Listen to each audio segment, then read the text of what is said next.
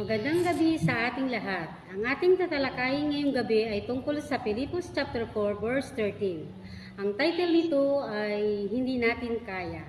Hindi natin kakayanin kung tayo lang. Hindi natin kakayanin kung wala ang Diyos sa buhay natin. Sisimulan na po natin. Paano natin mas maunawaan ang Filipos chapter 4 verse 13? Ang Filipos chapter 4 verse 13 ay nagsasabing, lahat ng bagay ng aking magagawa sa pamamagitan ni Kristo na nagbibigay sa akin ng lakas. Ito ay isang pangako na kung tayo ay nasa relasyon kay Kristo, may kakayahan tayong harapin ang anumang hamon o pagsubok sa buhay. Maaari nating maunawaan ito sa pamamagitan ng panalangin, pagbabasa ng Biblia at pagtitiwala sa Diyos na nagbibigay ng lakas at kapangyarihan sa ating mga kahinaan. Ba't kami walang Ano ang konteksto nito sa buhay natin araw-araw?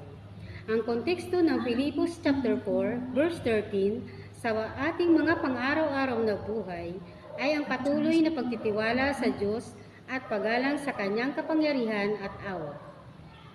Saan mang aspeto ng ating buhay, tulad ng trabaho, relasyon, o mga personal na hangarin, ang pangako ng talata na ito ay nagpapaalala sa atin na hindi tayo nag-iisa at may ibinibigay na lakas si Kristo sa atin upang malampasan ang mga kahirapan at magtagumpay. Binibigyan tayo ng pagkakataon na maniwala sa kapangyarihan ng Diyos at hanapin ang Kanyang gabay at tulong sa bawat takbang ng ating buhay. Ano ang ibang mga Bible verse tulad nito? Marami pong ibang Bible verse na katulad ng Filipos chapter 4 verse 13 na nagbibigay ng inspirasyon at lakas sa atin. Halimbawa, number 1, Mateo chapter 19 verse 26, sa Diyos lahat ng bagay ay posible. Number 2, Hebreo chapter 11 verse 1, ang pananampalataya ay katiyakan sa mga bagay na hinihintay, ang katunayan ng mga bagay na hindi nakikita.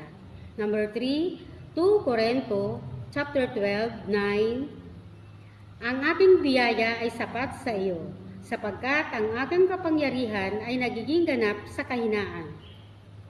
Ang mga talatang ito ay nagpapahiwatig ng katapatan ng Diyos na magbibigay ng lakas at kapangyarihan sa atin upang hanapin ang anumang hamon o pagsubok sa buhay.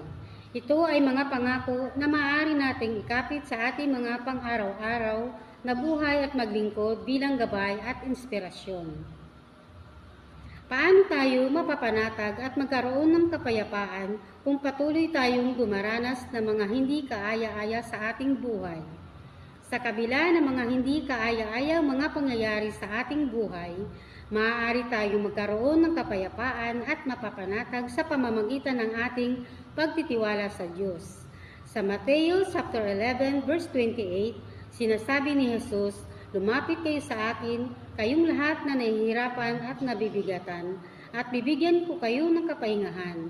Kapag inilapit natin ang ating mga worries, pangamba, at paghati sa Diyos, sa pamamagitan ng panalangin, maaari niyang bigyan tayo ng kapayapaan na lumampas sa ating pangunawa. Mahalaga rin sa buhay ang mga aral ng Biblia, tulad ng pagpapatawad, pag-ibig sa kapwa, at pagtitiwala sa Diyos, upang mas makaranas tayo ng pagkakatiwalaan at tunay na kapayapaan sa gitna ng pagsubok. Lahat tayo ay may kanya-kanyang mga pagsubok sa buhay, kasama natin ito sa ating buhay. Hindi man natin maunawaan, ganap lang tayo na magtiwala sa Kanya at magiging masigasig sa ating Bible study, paglilingkod at pagsisimba.